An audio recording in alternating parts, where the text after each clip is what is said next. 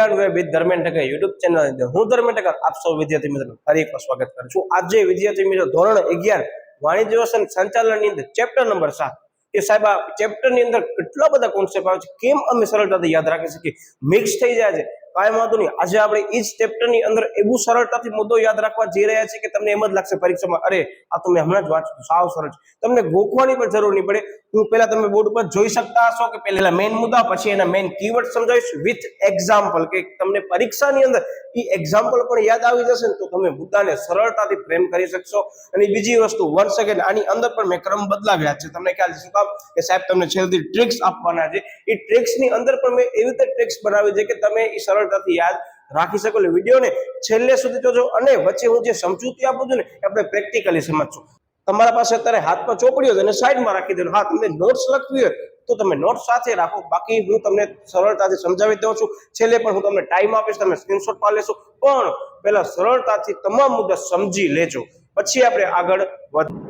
પહેલા તમને કરવાનું શું છે, આની અંદર મુદ્દા પહેલા સમજી લેવાના છે, કારણ કે મેં તમને પહેલા જ કીધું કે આની અંદર વિદ્યાર્થીઓ શું કરે છે ખબર છે, મોટે ભાગે ગોખવાની કોશિશ કરે છે। હવે ગોખવાના કારણે અમુક સિમિલર પોઈન્ટ્સ તમને લાગે છે ને તમે મિક્સ કરી આવો છો, જે આપણને કરવાના નથી ને। હવે આ જે વિડીયો જોયો છે એનો ચોક્કસ ખાતરી કહું એના મિક્સ તો નહીં જ થાય। છેલ્લે સુધી તમે જોજો કેવી રીતે યાદ રાખવાનું છે એ પણ આપણે સમજવાના છીએ। ઓકે, હવે પ્રશ્ન છે જાહેર ક્ષેત્રનો અર્થ અને તેના લક્ષણો સમજાવો। વન સાઈડ કહી દો વિદ્યાર્થી મિત્રો, આ પ્રશ્ન તમને લોંગ ક્વેશ્ચન ની અંદર પૂછાઈ શકે છે, એટલે એમ સમજી લો 3 માર્ક્સમાં પૂછાય કે 5 માર્ક્સમાં પૂછાય, આપણને ઇનફ પોઈન્ટ્સ કરવા પડશે, એટલે મેં ઇનફ પોઈન્ટ્સ 5 માર્ક્સ ધ્યાનમાં લઈને જ સમજાવ્યા છે।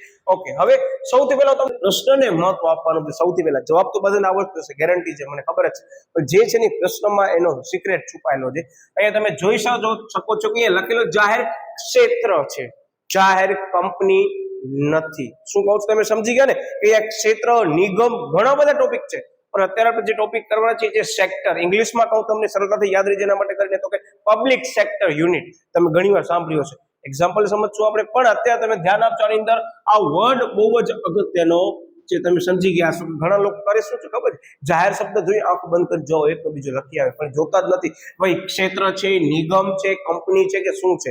અને આના પછી પણ હું પાર્ટ 2 મૂકવાનો છું કે જેની અંદર તમને જે કન્ફ્યુઝન ક્રિએટ થતી ને એ પણ ત્યાં સોલ્વ થઈ જશે। હવે તમને આ ચેપ્ટર ની અંદર જે પ્રશ્ન કન્ફ્યુઝ થતો હતો ને એ હવે ચોક્કસ ગેરંટી સાથે કહું તમને નહીં જ થાય। ઓકે, હવે સૌથી પહેલા અર્થ, તમામ હું વિદ્યાર્થીઓને ઘણી વખત કહું કે તમે 5 માર્કનો જે પણ ટોપિક કરવાના છો ને એનો અર્થ સાથે જ કરી નાખો, જેથી કરી પરીક્ષામાં પૂછાય અર્થ અને લક્ષણ સમજાવો, તમે બંને આપી શકો સરળતાથી। ઓકે, ત્યાં શું કહે છે અર્થની અંદર કે જે એકમોની માલિકી, સંચાલન અને અંકુશ, 1 સેકન્ડ રિપીટ કરી દઉં, માલિકી પણ સરકારની હશે, સંચાલન પણ સરકાર કરશે અને એના ઉપર અંકુશ પણ કોનો હશે સાહેબ, સરકારનો હશે, અથવા તો સરકાર દ્વારા કરવામાં આવે છે, તેને આપણે શેના તરીકે ઓળખવામાં આવે છે તો સાહેબ આને આપણે કહીશું જાહેર ક્ષેત્ર। 1 સેકન્ડ રિપીટ કરી દઉં, મેઇન કીવર્ડ કયા છે, માલિકી, સંચાલન અને અંકુશ, આ 3 આવવા જરૂરી છે, જેની શું કે જેની અંદર તો કે સરકાર દ્વારા રાખવામાં આવે છે તેને આપણે કહીશું જાહેર ક્ષેત્ર। સાહેબ એક્ઝામ્પલ આપી દઉં, ચોપડીમાં અમને ખબર નથી પડતી કારણ કે એક્ઝામ્પલ કેટલા વિસ્તૃતમાં આપ્યા નથી, હું તમને લાઈવ એક્ઝામ્પલ આપું છું, બરાબર। તમે જોઈ શકતા હશો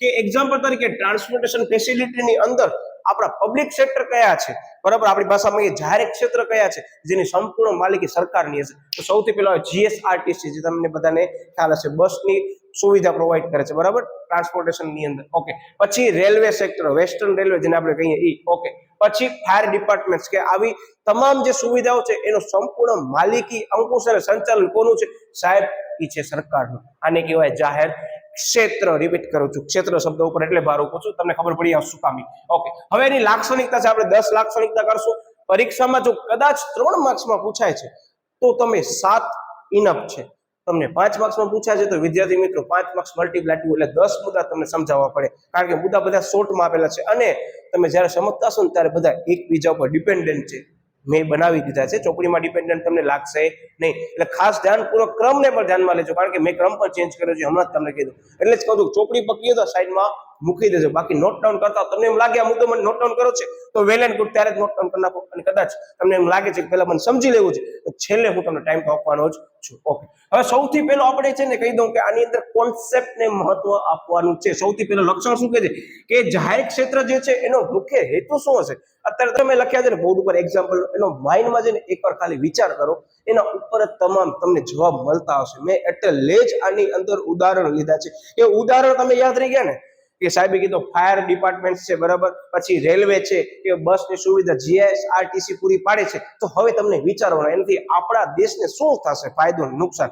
બસ ઓકે. તો સૌથી પહેલા રાષ્ટ્રના હિતની જાળવણી. આપણા દેશની અંદર જે પણ અમુક એવી સુવિધાઓ છે કે જેનું અંકુશ સરકાર પાસે ન હોય તો આપણા દેશની અંદર જોખમ થઈ શકે છે. સાહેબ એવું કેમ?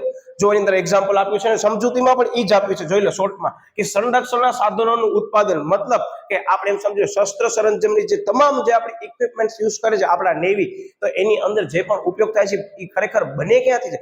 ભલે અમુક વસ્તુ આપણે એક્સપોર્ટ કરીએ છીએ, પણ આપણા દેશની અંદર પણ એવા ઘણા બધા એકમો છે કે જેની અંદર સંરક્ષણને લગતી તમામ જે સુવિધા છે એ સરકારના અંડરમાં છે. શું કામ? કે આપણી આ દેશની રાષ્ટ્રની આપણે એમ કહી શકાય કે કેવી છે સુરક્ષાનો સવાલ છે. એટલે અમુક ક્ષેત્રોની અંદર જે છે એમ કહી શકાય કે સરકાર જ ભૂમિકા ભજવે છે. નંબર 1 ક્લિયર થઈ ગયો. શું આવે છે? રાષ્ટ્રહિત. બરાબર, ઓકે. હવે રાષ્ટ્રના હિતની જાળવણી થઈ ગઈ, પછી આપણે કરવાનું શું છે ખબર છે વિદ્યાર્થી મિત્રો? આપણા દેશની અંદર એવા ઉદ્યોગોની સ્થાપના કરવાની છે કે જે લોકોનો ઉપયોગી થઈ શકે, એ પાયાની સગવડ પૂરી પાડી શકે. બરાબર. સેકન્ડ પોઈન્ટ ઉપર આવે છે કે ઉદ્યોગોની સ્થાપના. કેવા ઉદ્યોગો? તો સાહેબ મૂળભૂત ઉદ્યોગો. સાહેબ મૂળભૂત ઉદ્યોગો એટલે કેવા ઉદ્યોગો? કે જે પાયાની સગવડ પૂરી પાડી શકતા હોય. જો એની અંદર કેચ છે કે પાયાની સુવિધા ઊભી કરવાનો જે હેતુ છે કોનો છે? તો કે સરકારનો હેતુ, મતલબ કે જાહેર ક્ષેત્રનો હેતુ છે. એક્ઝામ્પલ તરીકે જો મેં તમને કીધું અંદર હજી એક એડ કરું કે જે તમને વોટર ફેસિલિટી પ્રોવાઈડ કરવામાં આવે છે એ કોણ કરે છે? સાહેબ ઈ કરે છે કોણ? તો કે ગવર્નમેન્ટ જ છે. એટલે કોણ? તો જાહેર ક્ષેત્રનો એકમ જ છે. બરાબર. પાણી પુરવઠા જેને આપણે કહીએ વિભાગ. તો વિદ્યાર્થી મિત્રો આ તમામ સુવિધા છે એનો મુખ્ય હેતુ શું છે? તો કે પાયાની સગવડ. બરાબર. તમારું આરોગ્ય સુધરે તો આરોગ્ય જે છે એ શેની સગવડ કહેવાય? તો કે પાયાની સગવડ કહેવાય. તો આવી બધી જે સગવડો છે એ ઊભી કરવાનો શું છે એનો એક હેતુ જ કહી શકાય. કોનો? તો કે મૂળભૂત ઉદ્યોગોની સ્થાપનાનો. ઓકે. એના પછી ત્રીજા નંબરનો પોઈન્ટ આવે છે આર્થિક વિકાસમાં વધારો. હવે જોજો વિદ્યાર્થી મિત્રો, ટ્રિક્સ તો છેલ્લે આપવાનો છું, પણ હું રિવિઝન પણ વચ્ચે કરાવતો આવીશ, કારણ કે 2 ટ્રિક્સ છે. પછી તમને ખબર પડી જશે કે સાહેબ એક ટ્રિક્સ તો કરાવી દીધી, બીજી ટ્રિક્સ કઈ છે તમને હું છેલ્લે કહેવાનો છું. ઓકે. વન્સ અગેન રાષ્ટ્રના હિતની જાળવણી થઈ ગઈ. ઓટોમેટિકલી આપણે શું કરશું? આપણા રાષ્ટ્ર માટે કરી ઉદ્યોગોની સ્થાપના કરશું. ઉદ્યોગોની સ્થાપના કેવી કરશું? સાહેબ મૂળભૂત ઉદ્યોગોની સ્થાપના કરશું. એ ઉદ્યોગોની સ્થાપના થઈ જશે પછી સાહેબ આપણે કરવાનો છે આપણા દેશનો કેવો વિકાસ? સાહેબ આર્થિક વિકાસ કરવાનો છે. તો હવે આર્થિક વિકાસ માટે કરી આપણે શું કરવાના છે? તો જો હું તો રિપીટ જ થયો કે પાયાની સુવિધાઓનું સર્જન કરી અને ઉદ્યોગોનો વિકાસ કરવો. તમને દેખાણું? વન્સ અગેન રિપીટ કરું છું કે મેં તમને કીધું ને કે આ પોઈન્ટ મેં તમને જોઈન્ટ કરી આપ્યા છે. આ જોઈ લો. મુદ્દા નંબર 2 અને મુદ્દા નંબર 3 ની પેટા સમજૂતી પણ સિમિલર લાગશે, ખાલી વર્ડ ક્યાં ચેન્જ છે ખબર છે? અહીંયા પેલા સેવા શું કરવાનો? સાહેબ એ સુવિધા ઊભી કરવાનો છે. એ સુવિધા ઊભી કરવા માટે થઈને આપણે શું કરશું? સાહેબ આપણે નવા ઉદ્યોગોનો વિકાસ કરશું. કેવો સરળતાથી મુદ્દો યાદ રાખી. જો અમે ચેન્જ કર્યો ને એનું રીઝન આ છે કે તમને સરળતાથી એની પેટા સમજૂતી હોય ને એ પણ યાદ રહે છે. કારણ કે મને એ પણ ખ્યાલ છે કે ઘણા વિદ્યાર્થીઓ પેટા મુદ્દા પણ અમુક લોકોને યાદ રહેતા નથી, તો એના માટે કરીને પણ આવી ટેક્સ કામ આવશે. તમે સમજી ગયા છો કે સાહેબે અમુક ટોપિકની અંદર ક્વેશ્ચનની અંદર ક્રમ ચેન્જ કર્યા છે, એનું રીઝન આ છે. Okay, yes. હવે નવા ઉદ્યોગોની સ્થાપના થઈ ગઈ. હવે શું કરવાનું? સાહેબ હવે આપણને કરવું છે આપણા દેશની અંદર જે ઇજારાશાહી હતી ખાનગી ક્ષેત્રોની એ નાબૂદી કરી નાખો. મતલબ શું ખબર છે? તમે ઉદ્યોગોનો વિકાસ તો કરી લીધો, હવે ઉદ્યોગોનો વિકાસ કર્યા પછી આપણે કરવાનું શું છે? તો આપણા દેશની અંદર હવે આપણે ચેક કરશું જાહેર ક્ષેત્રના એકમ તરીકે કે કયા એવા ક્ષેત્રો છે જેના ઉપર ઇજારાશાહી મતલબ મોનોપોલી છે. એ વસ્તુનું વેચાણ બીજો કોઈ કરી શકતો નથી ખાનગી ક્ષેત્ર સિવાય. એ એક ખાનગી ક્ષેત્ર એવું છે કે જે એ જ વસ્તુનું વેચાણ કરે છે, બીજો કોઈ કરી શકતો નથી. તો આપણે શું કરવાનું છે? એ દૂર કરવાનું છે. એટલે વિદ્યાર્થી મિત્રો આ મેં તમને જે એક્ઝામ્પલ આપે છે યાદ રાખવાના, એ ટ્રિક્સ જ છે. તમને ક્યાંય આની અંદર સમજાવવાનું નથી. સમજાવવાનું શું છે? આપણને મેઇન કીવર્ડ છે એ જ સમજાવવાના છે કે આમ આપણે કરશું તો આમ શું થશે. બરાબર, ઓકે, યસ. હવે થશે શું? નાબૂદી. શું કામ નાબૂદી થશે? એનો ક્વેશ્ચન અરાઇઝ થવો જોઈએ.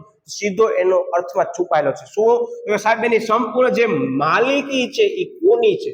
સાહેબ સરકારની છે. ઇજારાવાળો હતો એ શું કરવાનો? સરકાર કહે છે સંપૂર્ણ તમે નાબૂદ કરી નાખો. બરાબર, ઓકે. જસ્ટ ફોર એક્ઝામ્પલ કહું છું કે ટ્રાન્સપોર્ટેશન ફેસિલિટી સરકાર જે પ્રોવાઈડ કરે છે, બરાબર, જીએસઆરટીસી ની અંદર, તો એની અંદર તમે બધાને ખ્યાલ હશે કે બીજી ઘણી બધી સગવડો છે કે પ્રાઇવેટ બસમાં છે, પણ તમને બધાને ખ્યાલ છે એના જે ભાવ છે કેવા છે? સાહેબ ભાવ બહુ મોંઘા છે. અમુક રૂટની અંદર અમુક પ્રકારની ટ્રાવેલ્સ એજન્સી છે એ જઈ શકે છે. તો શું છે? એક પ્રકારની સાહેબ ઇજારાશાહી છે કે એ રૂટની અંદર બીજો કોઈ ટ્રાવેલ્સ વાળા જતા નથી. તો જે એક ટ્રાવેલ્સ વાળો જતો હોય એની અંદર તો એનામાં શું હોય? સાહેબ મોનોપોલી તો હોય જ નહીં, મતલબ ઇજારો તો હશે. હવે સરકાર શું કરશે ખબર છે? એવા ક્ષેત્રોની અંદર પણ પોતાનું જમ્પ લાવી અને એ રૂટની અંદર પણ પોતાનું શું કરશે? બસ ચલાવશે. જેના કારણે શું થશે? તો કે જે ઇજારો હતો પ્રાઇવેટ કંપનીનો શું જશે? ઘટી જશે. બરાબર, આવી રીતે એ લોકો ઇજારાને દૂર કરશે. ઓકે, બાકી સંપૂર્ણ તો નહીં જ કરી શકે. શું કામ? કે બધાને ખ્યાલ છે કે આ જે સુવિધા છે એ સરકારનો ઉપયોગ કરવા વાળા લોકો કેટલા છે? સાહેબ લિમિટેડ છે એ રીતે. ઓકે, પછી મુદ્દો આવે છે સંતુલિત પ્રાદેશિક ઔદ્યોગિક વિકાસ. જોઈ લો, તમને કહી દઉં કે પેલા શું કર્યું સાહેબ, આપણે શું કર્યું, આર્થિક વિકાસ કર્યો. આર્થિક વિકાસ પછી શું કરવાનો છે સાહેબ, આપણે એક મુદ્દો વચ્ચે ઇજારાનો લઈ એના પછી સાહેબ આપણે કરશું ઔદ્યોગિક વિકાસ. કેવો, તો કે પ્રાદેશિક. તો કેવો, વન સેકન્ડ રિપીટ કરું છું, સંતુલિત મતલબ બેલેન્સ્ડ કરવાનો છે, બરાબર. જો અંદર કે છે કે પછાત વિસ્તારોમાં સરકાર દ્વારા મૂડી રોકાણ કરીને.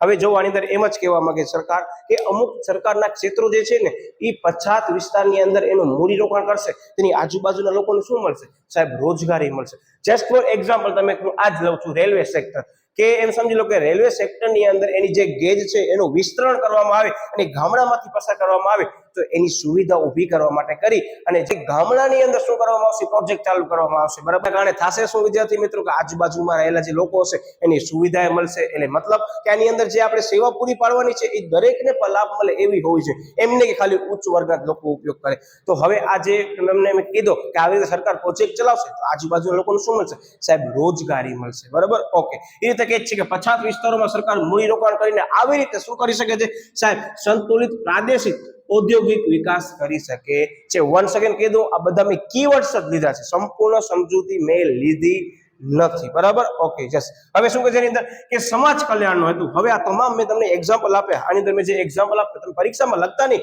પણ યાદ રાખજો કે સાહેબે કીધું પછાત વિસ્તારોમાં સરકાર જે છે નવા પ્રોજેક્ટ ચલાવશે, જેના કારણે થશે શું, તે આજુબાજુના લોકોને શું મળશે સાહેબ, એને રોજગારી મળશે, એ સગવડનો ઉપયોગ કરવાનો ફાયદો મળશે. તો એની અંદર જો કે છે ને પછી કે સમાજ કલ્યાણનો હેતુ. હવે મુદ્દા નંબર 6 ને 7 ભેગું સમજાવે છે. શું કામ ખબર છે, જો અંદર કે છે કે સમાજ કલ્યાણનો જે હેતુ હશે તો નફાનું ધોરણ કેવું હશે સાહેબ, નફાનું ધોરણ તો ઓછું છે ને. હવે તમે કોમર્સના વિદ્યાર્થી છે, આવા કઈ પ્રશ્નો પૂછાય, પૂછવું એટલે શું કે આનો બધો એકબીજા પર પ્રશ્ન ડિપેન્ડન્ટ થઈ ગયો કે જ્યાં સમાજ કલ્યાણનો હેતુ હશે તો નફાનું ધોરણ કેવું હશે સાહેબ, નીચું હશે. હવે બે મુદ્દા સાથે સમજૂતી રહી છે, જોજો કેવા સરળ લાગે છે કે સમાજના બધા વર્ગોને ભેદભાવ વગર સેવા પૂરી પાડવી, ઔદ્યોગિકરણને વેગ આપવું, બરાબર. અને શું કે છે, બહુ જ ઓછા નફાના ધોરણથી સેવા આપવી. આ મેઇન કીવર્ડ છે. હવે તમે જો નોટ ડાઉન કરી લો કે આ જે મુદ્દા નંબર 5 ની સમજૂતી તમે જોઈ ને કઈ, તો કે પછાત વિસ્તારોમાં સરકાર મૂડી રોકાણ કરશે, એના પછી જો સમજૂતી આવી કે જેના કારણે થશે શું, તો કે સમાજના બધા વર્ગોનો ભેદભાવ વગર સુવિધા શું કરવામાં આવશે, પૂરી પાડવામાં આવશે. એની અંદર એમ જ કહેવા માંગે છે કે સમાજ કલ્યાણનો હેતુ ખરેખર એટલે શું ખબર છે કે સમાજના બધા જ વર્ગ, ઉચ્ચ વર્ગ, મધ્યમ વર્ગ અને ગરીબ વર્ગ છે એ તમામને એ સેવાનો શું મળે, ભેદભાવ વગર લાભ મળવું જોઈએ. જેના માટે સરકાર શું કરશે, ઔદ્યોગિકરણને વેગ લાવશે, બરાબર. કે અમુક એવા ક્ષેત્રોની અંદર તમે કે અમુક એવા વિસ્તારોની અંદર શું કરશે, તો કે ઉદ્યોગોની સ્થાપના કરશે, જે આજુબાજુના વિસ્તારોનો પર શું થાય, વિકાસ થાય, અને એનો શું થાય, કલ્યાણ થાય. Okay, yes. અને એના પછીનો મુદ્દો સાવ સરળ છે કે જેના કારણે સમાજ કલ્યાણનો મુખ્ય હેતુ હોય તો એની અંદર નફાનું ધોરણ કેવું સાહેબ, બહુ જ ઓછા નફાના ધોરણથી સેવા આપવી. હવે ઘણા પ્રશ્ન થશે કે સાહેબ આની અંદર નફો તો ખરેખર ન હોવો જોઈએ ને સરકારી એકમોનો. હવે અહીંયા વિદ્યાર્થી મિત્રો ખાસ ધ્યાન આપજો. અંદર એવું કહેવા માંગે છે કે સરકારને જે પોતાના એકમો ચલાવવા માટે કરી, અમુક સગવડ પૂરી પાડવા માટે કરી, અને એને પૈસા તો જોવાના જ છે ને. હવે એમ સમજો સરકાર 1 કરોડ રૂપિયાનું રોકાણ કરે છે અને 1 કરોડ રૂપિયા જેમાંથી કમાવે છે તો એ 1 કરોડનું રોકાણ કરી પ્રોજેક્ટ ચલાવવા માટે જે સ્ટાફ રાખ્યો હશે, જે સગવડ પૂરી પાડી હશે, તમામ સુવિધાનો લાભ લીધો હશે, તો વિદ્યાર્થી મિત્રોના ખર્ચા કોણ ચૂકવશે? કારણ કે અત્યારે કોઈ પણ પ્રોજેક્ટ સરકારનો ચાલુ હશે તો એની રનિંગ કોસ્ટ પણ હશે કે 1 કરોડનું રોકાણ કર્યું હશે તો એની પાછળ 10 લાખ રૂપિયા ખર્ચ સરકારને કરવો પડે. તો 10 લાખ રૂપિયા થોડીને પોતાના ખિસ્સામાંથી આપે. જે પોતાના ખિસ્સામાંથી આપે મતલબ એ અંદાજપત્રની અંદર શું આવે, ખાધ આવે સાહેબ. હવે થાય શું, સરકારને તો લોસ થાય, અને ઘણા લોકો શું કે આ સેક્ટર લોસમાં લે છે. એટલે હવે સરકાર શું કે છે, આની અંદર નજીવા ધોરણે નફું થવું જોઈએ, બરાબર. Okay, yes. હવે એની અંદર શું કે સામાજિક અને આર્થિક ન્યાય મળશે. જો અંદર કે છે કે ફરજિયાત સરકારી નીતિનું પાલન કરવામાં આવશે. આ મેં તમને જે એક્ઝામ્પલ કીધા છે એ તમામની અંદર સરકારી જે નીતિ નિયમની અંદર ચેન્જીસ કરશે એનું પાલન કરવું ફરજિયાત છે. શું કામ, કે સાહેબ જાહેર ક્ષેત્રના એકમ છે. શું કામ, વન સેકન્ડ રિપીટ થાવ દે સાહેબ, એની માલિકી, એનું સંચાલન, અંકુશ કોના હાથમાં છે સાહેબ, સરકારના હાથમાં છે. એટલે ટૂંકમાં શું કરવું પડશે, તમામ સરકારી નીતિઓનું આપણે પાલન કરવું પડશે. અને રાહત દરે સેવા અને નોકરીની સુરક્ષા પણ આપવામાં આવે છે. એમાં હું નોકરીની સુરક્ષા ઉપર રાઉન્ડ કરું છું, હમણાં તમને ખબર પડી જશે સાહેબ શું કામ કર્યું છે. Okay, yes. એના પછી આવે છે આદર્શ વેતન અને સગવડ. હવે ખબર પડી શું કામ રાઉન્ડ કરે, નોકરીની સુરક્ષા આપવામાં આવે એનો મતલબ કે જે કર્મચારીઓ અંદર કામ કરતા હશે એનું વેતન કેવું હશે, આદર્શ હશે. જો અંદર કે છે કે કર્મચારીઓને સારા વેતન આપવામાં આવે છે, બરાબર. Okay, yes. એના પછીનો મુદ્દો છે રોજગારીની તકોનું સર્જન કરવું. આ વિદ્યાર્થી મિત્રો બહુ કોમન ટોપિક છે જાહેર ક્ષેત્રની અંદર કે જે જગ્યાએ સરકાર નવા પ્રોજેક્ટ ચાલુ કરશે, પોતાની સગવડો પૂરી પાડશે, એનો અલ્ટિમેટલી હેતુ એ જ છે કે પ્રોજેક્ટ ચલાવવા માટે કરીને આપણે શું જોઈશે સાહેબ? માણસો જોઈશે. એ માણસો, એ શ્રમિકો ને આપણે કોઈ પણ પ્રકારની આપણે નાણાકીય વેતન આપીએ છીએ તો એને શું કહેવામાં આવે છે સાહેબ? એને કહેવામાં આવે છે આપણે રોજગારીની તકોનું શું કર્યું? સર્જન કર્યું છે. આ જસ્ટ એક્ઝામ્પલ માટે છે. ઓકે, જાહેર ક્ષેત્રમાં મોટા પાયે રોકાણ થવાથી આનુષંગિક એકમોનો વિકાસ થાય છે. અહીંયા વર્ડ આવે છે વિદ્યાર્થી મિત્રો, આનુષંગિક. ઘરે બેઠા હશે ઘણા વિદ્યાર્થીઓ પ્રશ્ન, સાહેબ આનુષંગિક એટલે શું? જસ્ટ ફોર એક્ઝામ્પલ આપણે એમ લઈએ કે સરકાર જે છે એ ટ્રાન્સપોર્ટેશનની સગવડ પૂરી પાડે છે. તો વિદ્યાર્થી મિત્રો આની અંદર આપણે એક્ઝામ્પલ લઈએ રેલવે સેક્ટર. ચાલો તમને બધાને ખ્યાલ છે. હવે રેલવે સેક્ટર માટે કરી રેલવે સ્ટેશન આપણે જોઈએ છે ખાલી ટ્રેન જ હોય છે? ના સાહેબ, ઘણી બધી વિવિધ સુવિધાઓ છે. એ ઘણી બધી વિવિધ સુવિધાઓ માટે કરી અને ક્યાંક ને ક્યાંક આપણે શું કરશું? એ સુવિધાનો પણ વિકાસ કરશું. જસ્ટ એક્ઝામ્પલ, પાર્સલ માટે કરીને તમને ખ્યાલ હશે લગેજની સુવિધા, પછી ઘણી બધી અનેક સુવિધાઓ છે.